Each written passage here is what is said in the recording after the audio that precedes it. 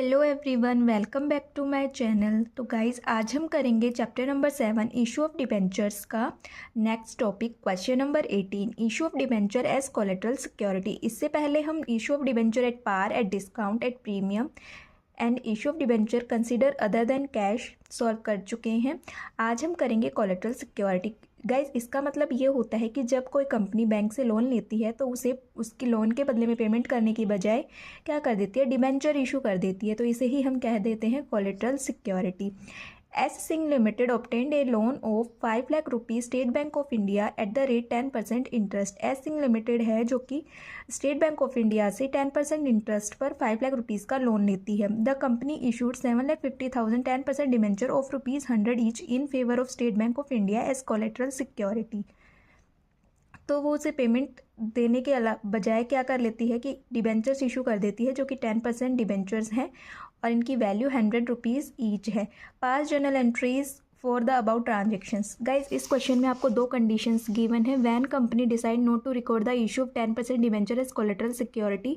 जब कंपनी ये डिसाइड नहीं करती है कि उसे कोलेटरल सिक्योरिटी वे में 10% डिबेंचर इशू करने हैं, या फिर सेकेंड कंडीशन में वो डिसाइड कर लेती है कि 10% debenture as collateral security issue करने हैं। तो गाइज आपको दोनों ही कंडीशन से एंट्रीज करनी है और इससे आपको बैलेंस शीट भी बनानी है, उसमें भी आपको शो करके दिखाना पड़ेगा। तो first condition is when company decided not to record.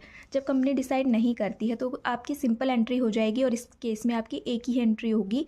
जब बैंक से लोन लिया जाता है तो क्या एंट्री हो जाएगी आपकी, bank account debit to bank loan account. कितने का लोन लिया है, 5 lakh rupees, 5 lakh rupees credit and debit side. Okay, narration लिख देंगे being loan taken from the bank collateral security of ₹7,50,000 debentures. ठीक है गाइस, इसमें सिर्फ अभी लोन लिया है, कोई कोलेटरल सिक्योरिटीज़ नहीं, उसके बदले में कोई सिक्योरिटीज़ वगैरह नहीं दी गई है, सीधा लोन लिया है तो हमें उसी की एंट्री कर देनी है। इसके बाद इसे हम बैलेंस शीट में शो करेंगे। तो आपको बनानी है एक्सट्रैक्ट ऑफ बैलेंस शीट। ठीक है, particular, note number, current year and previous year, equity and liabilities आपको सब हेडिंग डालनी, आपको हेडिंग्स मेन हेडिंग डालनी है। उसमें आपको शेयर कैपिटल नहीं दिखाना है क्योंकि सिर्फ आपको ये एक्सट्रैक्ट ऑफ बैलेंस शीट बना रहे हो, तो आपको सिर्फ नॉन करंट लाइबिलिटीज़ दिखाना है। नॉन करंट लाइबिलिटीज़ में आपको लॉन्ग टर्म बोरोइंग्स दिखा देना है। ठीक है, अब बनाएंगे हम नोट्स टू अकाउंट। तो गाइज नोट्स टू अकाउंट में आपको पर्टिकुलर एंड अमाउंट लिख लेना है। तो इसमें आपको सिर्फ जो बैंक से लोन लिया है कंपनी ने वही दिखाना है। बैंक लोन लिया है कितने का, 5 लाख रुपीज़, और आप इसकी जो नरेशन है या फिर हेडिंग डाल देंगे ऑन कोलेटरल सिक्योरिटी ऑफ। देखिए कितने डिबेंचर्स इशू किए जा रहे हैं, 7,50,000। जब आप इसके डिबेंचर्स निकालोगे तो इसे 100 से डिवाइड कर दोगे तो जो वैल्यू निकलेगी एक शेयर की वो कितने निकल जाएगी, 7,500। ठीक है, तो आपको यही लिखना है कि on collateral security of 7,500 at the rate 10% debenture of ₹100 each. बाकी आपको कुछ नहीं दिखाना है, बस इसी को ही आपको extract balance sheet note number 1 डाल के करंट ईयर में 5 लाख अमाउंट डाल देना है, क्योंकि अभी कोई रिकॉर्ड करने का कोलेटरल सिक्योरिटी पे नहीं किया है। ठीक है, सेकेंड केस है जब डिसाइड करती है कि रिकॉर्ड करना है, मीन्स बैंक के लोन के अलावा क्या देना है कि कोलेटरल सिक्योरिटी देनी है। ठीक है गाइस, जब डिबेंचर्स इशू किए जाते हैं एज ए कोलेटरल सिक्योरिटी तो क्या करती है कंपनी, डिबेंचर सस्पेंस अकाउंट खोला जाता है। ठीक है, तो बस इसके अंदर आपकी एक एंट्री एक्स्ट्रा होगी, बाकी जो फर्स्ट एंट्री है वो तो आपकी सेम ही हो जाएगी। जब कंपनी बैंक से लोन लेती है तो क्या एंट्री हो जाएगी, bank account debit to bank loan, वही आपका 5 लाख अमाउंट डेबिट साइड और वही 5 लाख अमाउंट क्रेडिट साइड आ जाएगा। आप नरेशन लिख देंगे being loan taken on collateral security. अब गाइस क्या करती है कि जो भी कंपनी है वो as a collateral security debentures issue कर रही है, तो सेकंड एंट्री क्या हो जाएगी, तब आपको डिबेंचर सस्पेंस अकाउंट ओपन करना होता है। तो आपकी सेकंड एंट्री हो जाएगी debenture suspense account debit to 10% debenture account. कितने इशू कर रही है, देखिए लोन लिया है 5 लाख का, आपके क्वेश्चन में गिवन है लोन लिया है 5 लाख का और उसके बदले में क्या कर रही है कंपनी, 7,50,000 डिबेंचर्स इशू कर रही है जिनकी वैल्यू है आपकी ₹100 ईच। तो बस यही आपको एंट्री कर देनी है, debenture suspense account debit to 10% debenture account 7,50,000 7,50,000।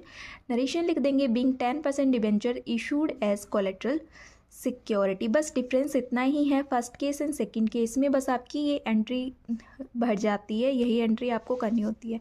इसके बाद आपको बनाना होता है balance sheet. Extract of balance sheet बनाएंगे तो आपको कंप्लीट लिखने की तो नीड है नहीं, सिर्फ आपको फॉर्मेट बनाना है। Equity and liabilities main head डाल देना है, उसका सब हेड डालोगे आप non current liabilities. Non current liabilities में आपको लॉन्ग टर्म बोरोइंग्स दिखा देना है नोट नंबर 1 से।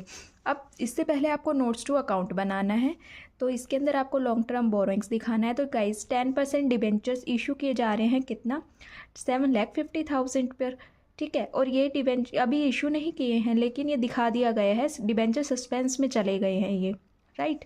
तो लेस कर देंगे डिबेंचर सस्पेंस अकाउंट 7,50,000 से, तो ये जीरो ही हो जाएगा। इसके बाद आपको वही बैंक लोन दिखा देना है। बैंक लोन कितना है आपका 5 लाख रुपीज़, और आपको नरेशन लिख देनी है on collateral security of 7,500 debentures of ₹100 each. ये 5 लाख को आपको बैलेंस शीट में शो कर देना है करंट ईयर में 5 लाख। गाइस मैं फिर से बता देती हूँ, इसके अंदर सिर्फ डिफरेंस है आपकी, सिर्फ ये एक हेड एंट्री भर जाती है जर्नल एंट्री जो आपको करनी है। बाकी बैलेंस शीट में आपको सिर्फ बैंक लोन ही कंसीडर करना है, दिखाना है। मैं यहाँ पे आपको 10% डिवेंचर के बदले में क्या कर दिया है, 7,50,000 इशू किए हैं, उससे ही आपको 7,50,000 डिवेंचर सस्पेंस से माइनस कर देना है, तो ये जीरो हो जाएगा। आई होप आपको क्वेश्चन नंबर 18 क्लियर हुआ होगा गाइस। आने वाली वीडियो में हम क्वेश्चन नंबर 19 को सॉल्व करेंगे। अगर आपको क्लियर है तो प्लीज़ वीडियो को लाइक करें, शेयर करें, कमेंट करें एंड चैनल को सब्सक्राइब करें। Okay guys, thank you everyone.